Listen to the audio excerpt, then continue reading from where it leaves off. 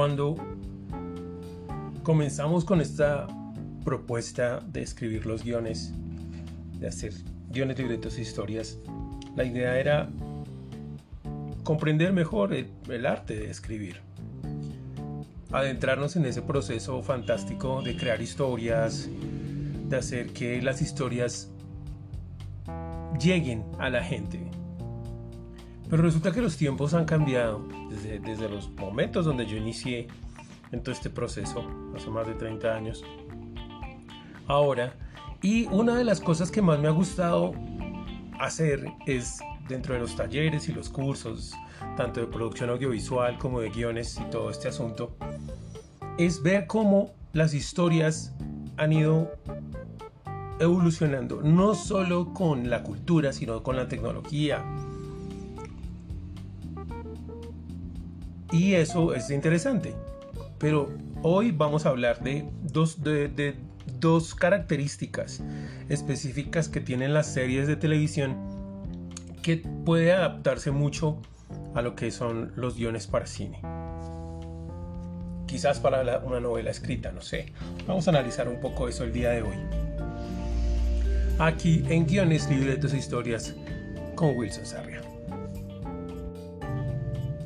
Había muchas personas que siempre me preguntaban que por qué se llamaban las temporadas. En Estados Unidos, más que todo, en Europa, conocemos las temporadas de las series, ¿sí?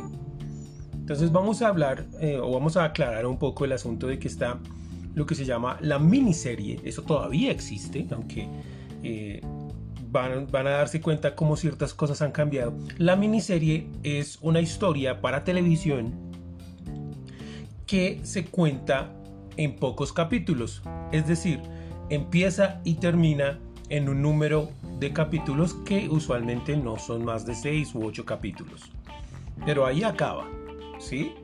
Entonces, por ejemplo, El pájaro espino era una de esas miniseries, Norte y Sur, una miniserie para televisión que se hicieron, siempre son para televisión, que se hicieron hace mucho tiempo. Ahora todavía existen las miniseries, que son historias que nacen y mueren dentro de su mismo lapso de episodios y no se vuelve a hacer más. Después vienen lo que son las series, que ya son historias que se van contando en el principio de los tiempos, durante las temporadas, que eran de 25 o 26 episodios y duraban la mayoría de las veces, mientras el público las aguantara, las recibiera. Si el público no las aguantaba y no las recibía, pues hasta ahí se quedaban y ya, morían. Usualmente les daban un final o en lo que conocemos normalmente ahora como la cancelación. Se cancelaban. Usualmente, la mayoría de las veces, no, mentiras, dependiendo del tipo de serie, le daban un cierre específico, le decían, oye, vamos a darle un cierre. Entonces, eso tiene una característica primordial y hoy vamos a analizar esa característica. También están lo que son las películas para televisión. Dense cuenta que estamos hablando del universo de la televisión. El cine básicamente no maneja esa clase de circunstancias. Lo que sí maneja son las sagas, que ya se han dado cuenta que sabemos que son una trilogía o una cuatrilogía de películas que cuentan una historia general, pero que cada película de cierta manera es como independiente, aunque lo han hecho, la mayoría de las veces lo han hecho muy mal. Solamente en algunas ha logrado funcionar bien porque se basan en libros o se basan en escritos, pero pues eso no funciona bien para todo el mundo. Pero hoy vamos a centrarnos en las series de televisión. Hablando de televisión como esa experiencia que teníamos y que todavía existe, pero ya no se ve igual. Yo hace mucho tiempo que televisión abierta o en cable no veo. Pero existía la televisión abierta que llamábamos en los diferentes países. En Estados Unidos había muchos canales, en Europa, en Latinoamérica, pues dependiendo de la época y el país había menos canales y pues la oferta era limitada por la producción nacional, que usualmente eran telenovelas, algunas series muy buenas y algunas bueno, es que es así, o algunas miniseries, pero con grandes capítulos, porque nacían y morían ahí, pero eran cosas de 20, 40 capítulos. ahorita las llamarían telenovelas, donde se cuenta la diferencia. Las telenovelas en cuanto a Latinoamérica y general son cosas que van más de 100 capítulos hacia arriba. Pero ya cuando llegamos a las series, y hablemos de las series en Estados Unidos, ¿sí? Las series en Estados Unidos estaban demarcadas por lo que les digo, eran 26, 25, 24 episodios. ¿Por qué? ¿Por qué se llaman temporadas? Porque eran durante las estaciones, ¿sí?, de otoño-invierno. O sea, las series comenzaban durante el otoño, eran 6 meses durante otoño-invierno. Entonces, como eran 6 meses, solamente eran 25, 26 semanas y había un capítulo semanal que se daba en un día de la semana específico. Entonces, los lunes, martes, miércoles, jueves, sábados, domingos, pero era solo ese día y a la siguiente semana se volvía a ver. De eso, yo no, los que todavía ven Fox y bueno, Star y ahorita que es Warner TV, que ya se acabó TNT y Universal y todo eso, pues básicamente es eso, ven y esas temporadas aún existen. Y esas temporadas eran muy simpáticas porque obviamente eran 24 capítulos al año, 26 capítulos en algunas ocasiones al año, para contar las historias. Y usualmente ahí fue donde nació una cosa que se llama el suceso de la semana, o sea, el crimen de la semana, el misterio de la semana, el monstruo de la semana, ¿sí? Y dentro de esas cosas estaban lo que eran también, en lo que podríamos llamar que eran las mitologías. Por ejemplo, hablando de dibujos animados, una serie que tal vez vieron algunos, tal vez no, como He-Man. Entonces, He-Man en cada episodio de media hora se enfrentaba a un enemigo específico, enviado por Skeletor. A veces sí, a veces no, a veces la historia viajaba hacia otro tipo de suceso, pero era el enemigo de la semana. Y durante toda la temporada había un enfrentamiento constante con su némesis, que era Skeletor. Y eso se trabajaba en todas las temporadas. Entonces, lo que yo llamo la mitología de los personajes. En esa época se manejaban esa clase de mitologías más que todo en los dibujos animados. Ya en las grandes series, digamos los magníficos, por decirlo, MacGyver, ¿sí? Hablando de cosas que tal vez todos podamos llegar a conocer, La Ley y el Orden, NCIS. Entonces todas estas, MacGyver, sí, ya habíamos, Magnum, ¿sí? Entonces hablaban del caso de la semana, el enemigo de la semana, el crimen de la semana, ¿sí? El caso médico de la semana, algunas series que comenzaron a trabajar ese esquema. Y en ese momento lo que hacíamos era contar en ese capítulo cómo el protagonista se enfrentaba al enemigo de turno en ese capítulo. A veces había excepciones donde esta historia continuara y duraba en 2 episodios, pero luego de esos 2 episodios volvía todo como a comenzar. El héroe se volvía a enfrentar a otro suceso, a otro enemigo, a otro misterio, a otro crimen. Y usualmente, muy pocas veces, algunas veces, por ejemplo, MacGyver tuvo alguna vez un némesis, pero era de casi al final de la temporada donde volvía a aparecer este némesis. Durante la temporada no se veía nada. Y lo mismo con NCIS, con La Ley y el Orden. Siempre eran casos nuevos, casos nuevos, casos nuevos, casos nuevos, casos nuevos. Entonces, en esa época, la forma de contar las historias era que había un escritor principal, un creador principal de la historia, y se contrataba, o sea, se abría como una especie de convocatoria, por decirlo de alguna manera, a cualquier escritor que estuviera dentro del sindicato de escritores en Estados Unidos, y el escritor podía, digámoslo así para que lo entiendan, enviar su guión a la cesta de propuestas, y había un doctor o un analista de guiones que revisaba eso, y el que le gustaba. Era muy fácil hacer eso, por lo que les digo, era simplemente el personaje principal, MacGyver, ya tiene unas características específicas, entonces cualquier escritor podía meter a MacGyver donde le diera la creatividad, donde quisiera, a los magníficos. Entonces ya teníamos a los personajes demarcados, eso ya los conocíamos muy bien. Entonces la idea era meterlos en sucesos interesantes. Entonces cualquier escritor dentro de del sindicato de Estados Unidos podía escribir, enviaba su guión, pasaba ya al grupo pues que lo seleccionaba y lo escogían y le pagaban por su guión y sale para pintura. Eso se hacía en esa época. Pero eso comenzó a cambiar a medida que evolucionaron las historias y evolucionaron los personajes y evolucionó la televisión. Entonces comenzó a exigírsele a las historias que atraparan más al personaje. ¿Por qué? Porque lo primero que comenzaron a darse cuenta, al principio la televisión era un espectáculo muy sorprendente, como muy único esa cajita, entonces lo que le pusieran a uno enfrente, uno lo veía. Listo, me encanta. Desde que tuviera una mediana calidad en cuanto a su historia, en la factoría no era muy alta, pero uno lo veía, ¿sí? Pero resulta que cuando ya hubo más canales, cuando ya hubo una competencia muy grande, no solo a nivel de Estados Unidos, sino a nivel del mundo, entonces el capítulo de la semana o el monstruo de la semana ya no podía capturar al 100% a ese espectador, al fan, al que se había vuelto el fan. Entonces resultaba muy simpático eso y la gente se comenzó a dar cuenta que la gente se iba. ¿Por qué? Porque empezaban a darle más de lo mismo.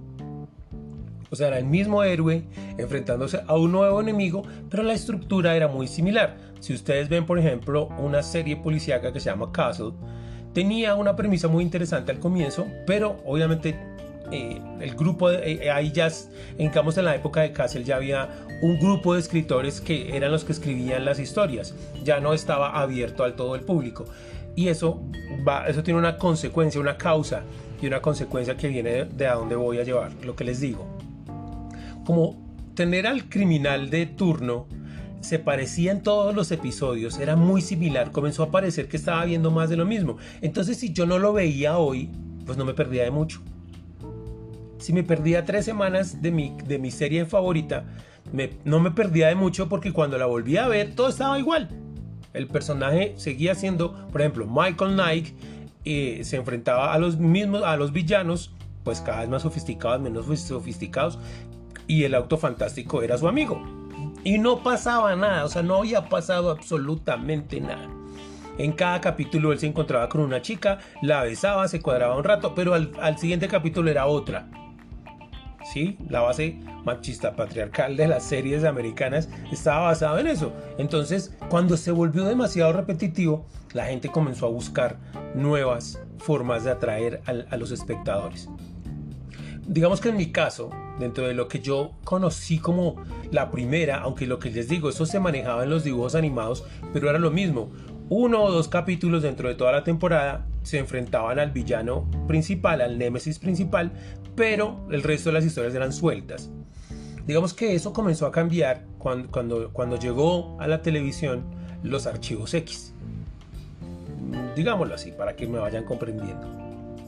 Aunque hay muchas series ahora, incluso hoy, que siguen trabajando el caso de la semana, por ejemplo, NCIS sigue siendo el caso de la semana. Hay otras que se convirtieron en unos grandes novelones, trabajando unos arcos de personaje muy complejos y trayendo nuevos personajes para crear nuevos arcos. Por ejemplo, Grey's Anatomy, ¿sí? Pero esos son casos, digámoslo así, muy únicos, que han sabido manipular y manejar a la audiencia, pero no todo eso funciona de la misma manera. Entonces, cuando llegó en 1993 los archivos X comenzó con el caso de la semana, el monstruo de la semana, pero como era algo completamente diferente a lo que habíamos visto antes de los policías enfrentándose a los criminales, o sea, de eso ya había mucho, algo así como La Ley y el Orden, había un montón de series parecidas a La Ley y el Orden, de policías de diferentes maneras, Hardcastle and McCormick, Riptide, Los Magníficos, eran series muy similares que hacía Stephen J. Cannell. Bueno, La Ley y el Orden no es de Stephen J. Cannell, pero y ahí salieron un montón de spin-off impresionantes.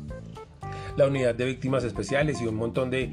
Sí, eran más de lo mismo, y como eso traía, entonces hacíamos más. Luego vino CSI, también en el 2000 vino CSI, pero estamos hablando ya del 1997-93 cuando llegaron los archivos X. Durante la primera temporada, pues obviamente como estábamos trabajando cosas sobrenaturales, que era lo simpático, porque no era un hombre que capturaba fantasmas en cada capítulo, no. Lo interesante de la primera temporada del de los Archivos X era que durante cada capítulo había cosas de extraterrestres, de monstruos, de leyendas urbanas, vampiros, bueno, una cantidad de cosas, y claro, esto atrajo la atención del público, pero hubo una cosa simpática, y tal vez la televisión en general, los giros de la televisión en general le deben mucho a una cosa específica en los Archivos X, y es al embarazo de Gillian Anderson. Cuando se acabó la primera temporada, o sea, terminaron la primera temporada, obviamente eso tenía una continuidad. Fox permitió que los Archivos X continuaran. Entonces, en ese contexto, ella quedó embarazada, y el embarazo iba a llegar hasta las grabaciones de la segunda temporada. Entonces Chris Carter dijo, ¿y ahora cómo hago? Porque en la combinación Fox Mulder y Donna Scully era como inseparable. Ellos tuvieron que fabricar una estructura muy compleja. Comenzaron a crear cosas para decir cómo vamos a hacer que ella desaparezca durante casi 4 episodios. Las series en Estados Unidos, y creo que todavía se hace un poco así, cada capítulo se filma en una semana. Hay algunos que duran más, otros duran menos, dependiendo a nivel de las series de temporada, o sea, de 20 y pico de capítulos. Ya si vamos a hablar de cosas como Game of Thrones o cosas así, no, eso es otro paquete aparte, ¿sí? Porque ya son más cortas, y eso viene de una consecuencia que ya vamos a llegar. Entonces el asunto es que cuando ella quedó embarazada, y estos manes se inventaron el rapto, la adopción de la agente Scully. Y en ese instante de la adopción de la agente Scully, más unos ingredientes de la primera temporada, de Garganta Profunda en la primera temporada. Garganta Profunda era un hilo que hilvanaba todas las características de Fox Mulder y sus acontecimientos. También estaba eso que le había pasado a Fox Mulder, pero lo habíamos trabajado como una manera de motivarlo a hacer lo que hacía. Pero fue específicamente este hecho de que Gillian quedara embarazada y que se iba a estar por fuera casi 5 semanas. Entonces eran casi 5 capítulos que iba a estar por fuera. Incluso estuvo más tiempo por fuera, pero ellos filmaron eso muy hábilmente y está casi fuera de 3 capítulos, porque la secuestran, ¿ok? Y cuando la secuestran, ahí es donde nace una de las mitologías más extraordinarias de la televisión. Desafortunadamente la embarraron al final. No sé si alcanzamos a hablar hoy de eso, pero ellos la embarraron al final. Pero eso fabricó el hecho de que sí, nos enfrentábamos al monstruo de la semana, pero la mitología se movía ya no solo en 1 o 2 o 3 episodios dentro de los 24 episodios anuales, sino que se movía mucho más, metida dentro de... A veces estaba viendo un episodio con el monstruo de la semana y ¡pum!, resultaba que eso era la mitología, y así sucesivamente los extraterrestres, los monstruos, las cosas se fueron mezclando, a pesar de bueno, ya a eso que le comenzaron a incluir un poco más de humor, y eso refrescó mucho la trama. Entonces eso le dio un aire fresco a las series. La gente comenzó a decir, venga, podemos trabajar esta misma mecánica que trabajaron los Archivos X, pero podemos hacer algo más. Por ejemplo, ya después de un tiempo, digamos, CSI trabajó muchos aspectos del romance entre los personajes, por lo menos CSI Las Vegas, con este man ahí que era el jefe de todos y su historia de amor y todo, pero ellos eran muy de el caso de la semana. La forma de la narrativa era lo que cambiaba, pero había cierta clase de némesis que iban apareciendo y que se tenían que vencer en 1 o 2 temporadas para mantener el interés. Eso funcionó en CSI, pero cuando llegó Lost, por ejemplo, Perdidos, eso llegó a un universo distinto, y ahí es donde la gente comienza a darse cuenta de que contar esta clase de historias así funcionaba muy bien. Entonces, el capítulo de hoy surgió porque me hice una retrospectiva de una cosa que se llamaba o que se llama Star Trek La Nueva Generación. Yo soy fan, yo soy un Trekkie, listo, no la pintura, no hay problema. Pero el asunto era que durante 24 capítulos había historias tan personales de los personajes, y ellos se atrevieron a eso. Y hay capítulos de series que fueron muy importantes, donde te permiten, o sea, tienes tanto tiempo para trabajar las series y que dices, y ahora yo qué me invento, porque ya el malo de la semana, no, o sea, no, el caso de la semana como que ya no.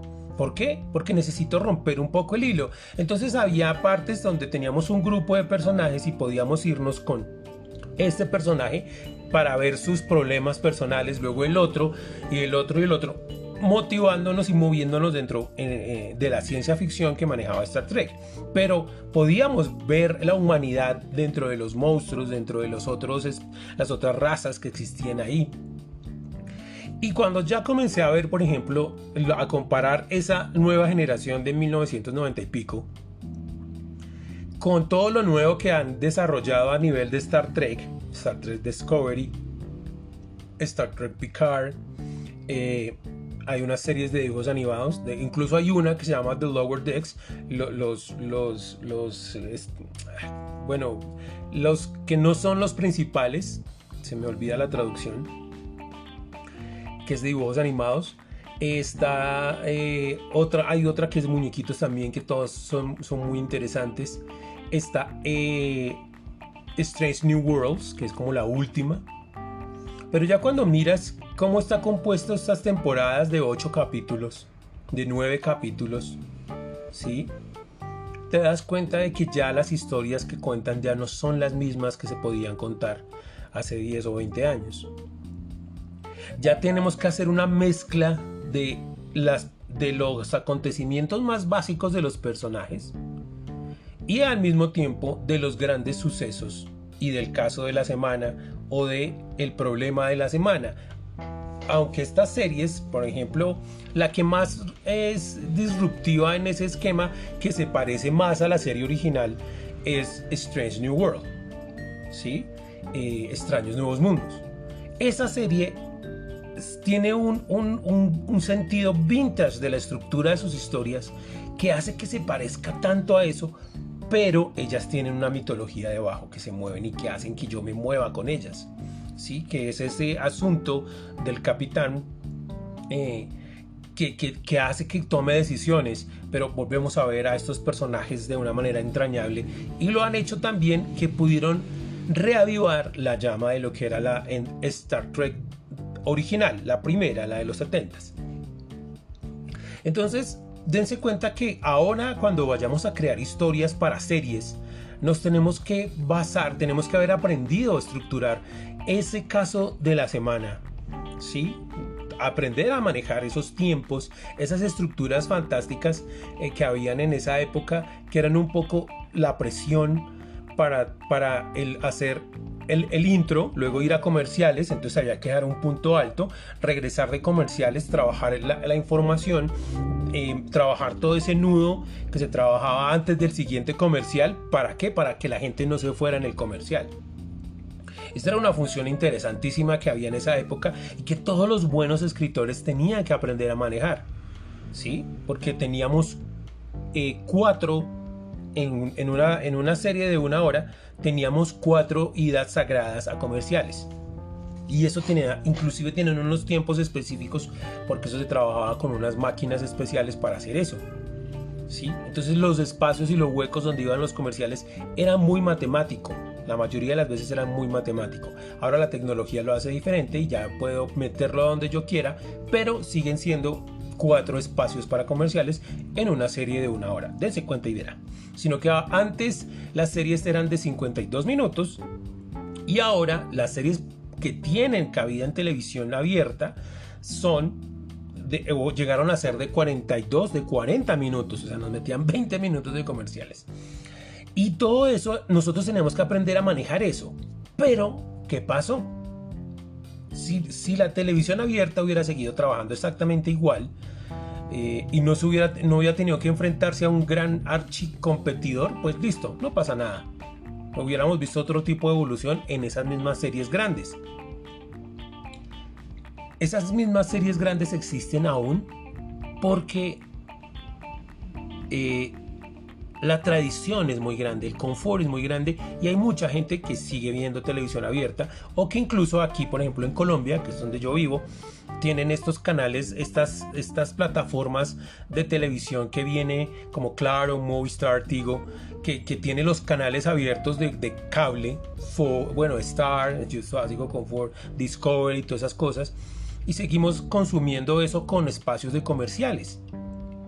Pero la verdad es que el streaming vino a cambiar y el internet vino a cambiar eso por completo.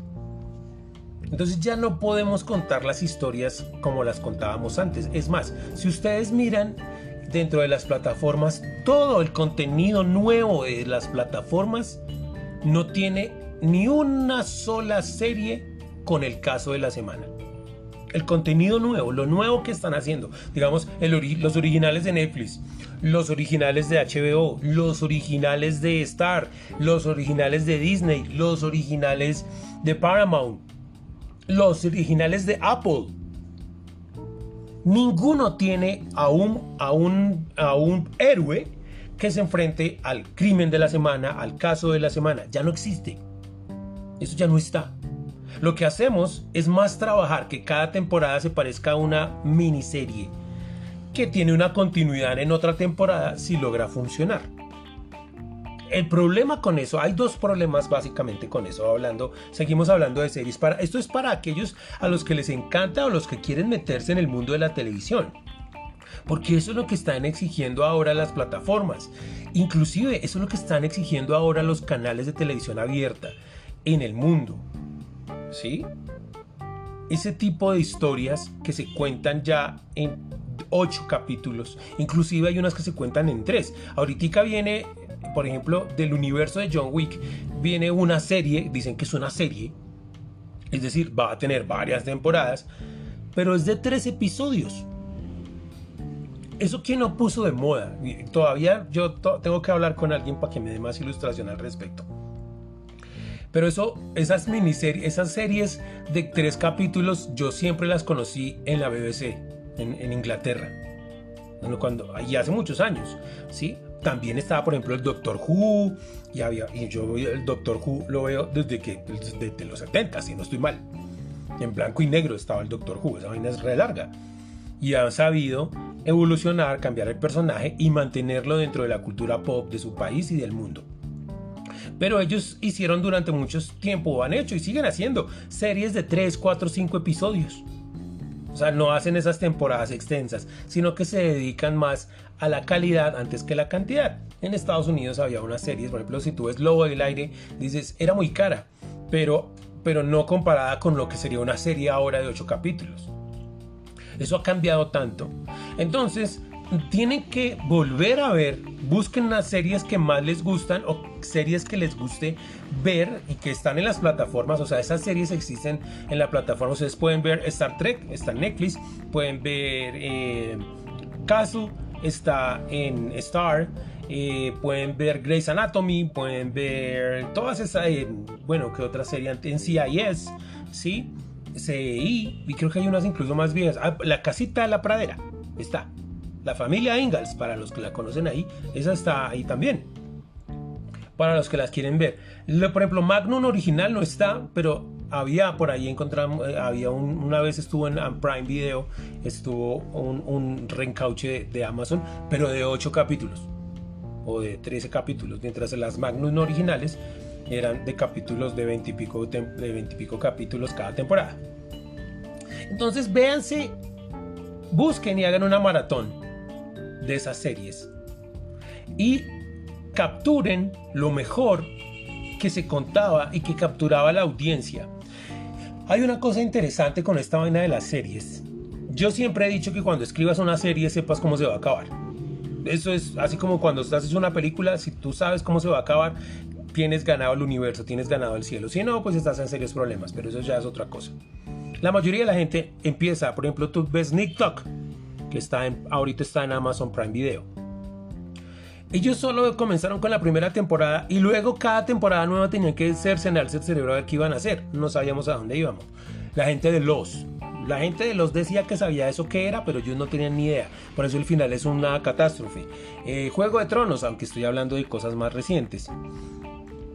Entonces, en ese esquema de que yo me invento una serie, Buffy la cazavampiros, Ally McBeal, cuando comenzaban el principio era el boom, ¿no? Rompían, había un kick de personajes, de circunstancias interesantes, los archivos X que tenían ese atractivo.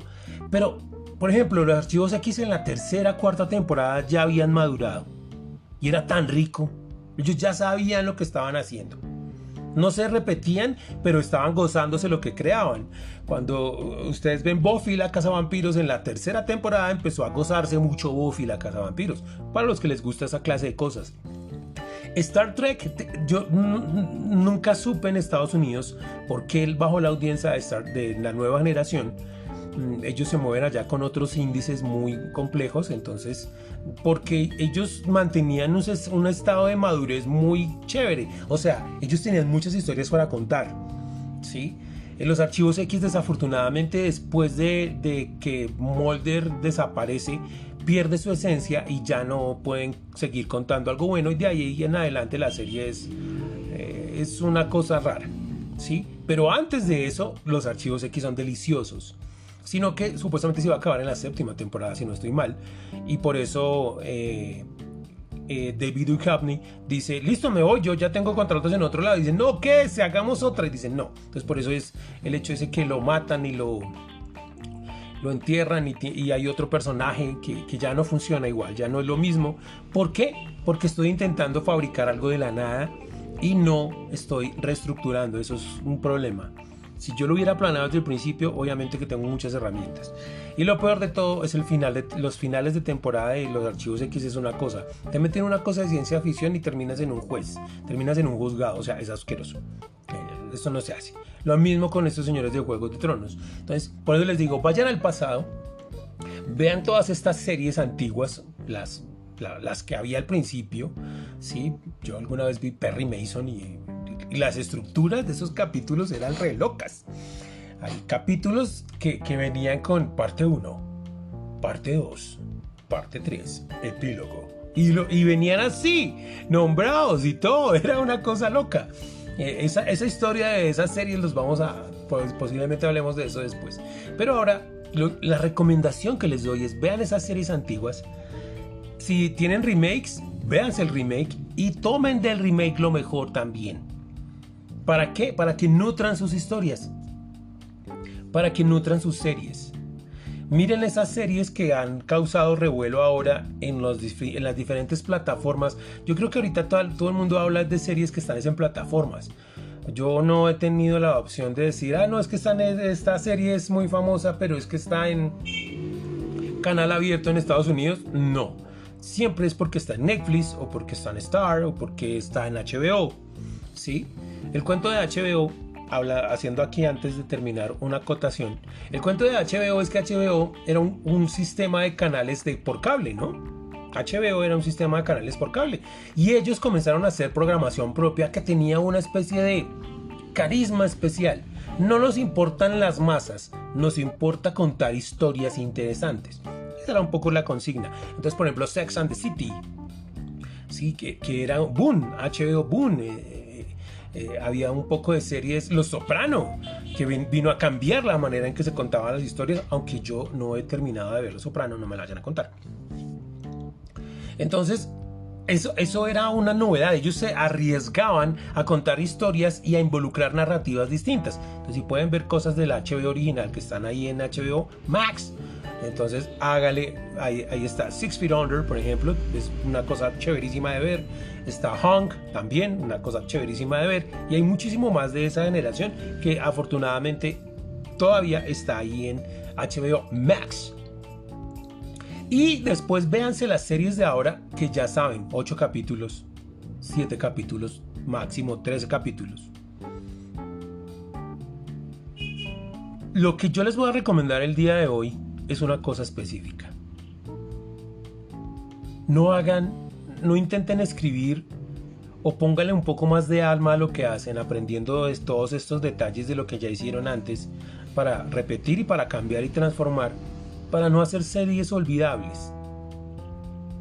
Porque ahorita, por ejemplo, Netflix saca series, toda la semana saca una serie, y tú la ves, es muy chévere, pero si yo te pregunto cuál fue la serie que viste en no me acuerdo. Entonces uno se acuerda de las cosas grandes. Yo me acuerdo de Stranger Things, temporada 1, es deliciosa. Lo demás de Stranger Things es más de lo mismo, y por eso tiende a pesar. Ya no saben cómo crear algo nuevo, entonces hacen más de lo mismo. Obviamente los personajes crecen, los mismos actores crecen y hacen que tengan que supuestamente evolucionar la historia, pero básicamente es más de lo mismo. La gente que se enamora de eso, pues por un rato dice, quiero volver a verlo, entonces en vez de repetir la temporada 1, pues veo la temporada 2 porque es más de lo mismo. Entonces es como una especie de pereza psicológica porque no estoy repitiendo la temporada 1, pero tampoco estoy viendo algo realmente nuevo. En fin, digamos que así funciona. Pero digamos de Netflix dice uno, o sea, está Dark, por ejemplo, dice, algunos todavía la recordarán, pero en general de este 2023 hacen la lista de cuántas series ha creado, ha sacado al aire nuevas Netflix, y de cuáles te acuerdas, de cuáles te pegaron, cuáles te llegan al corazón. Y yo le hago esa pregunta a la gente y la gente no. Sí, yo veo Netflix y pago Netflix, pero no me acuerdo de nada. Entonces eso no me parece algo divertido. Y ese es un problema de Netflix, y eso lo voy a hablar en el siguiente episodio. El problema de las plataformas. Y esta es la primera parte de ese problema. Hacen historias que entretienen, pero no calan. Uno no se enamora de ellas. Y lo que hablábamos la vez pasada era de eso. De que uno se enamore de la historia. Entonces recuerden que pueden dejar sus preguntas en acratj@gmail.com o wilsonsarriaautor@gmail.com o en el WhatsApp, y el WhatsApp aparece, si están en Spotify, ahí abajo aparece el link del WhatsApp donde pueden hacerme sus preguntas, dejarme sus comentarios, califiquen, si en la plataforma en la que están escuchando esto tienen la opción de calificarlo, califíquenlo, compártanlo, socialícenlo. Esto lo interesante para ustedes que escriben o que quieren ser escritores es que socialicen estas ideas que yo les dejo, y cualquier cosa pues estoy ahí abierto a que me envíen sus audios o sus textos para hablar de eso un poco. Los dejo y hasta la próxima en Guiones, Libretos e Historias con Wilson Sarria.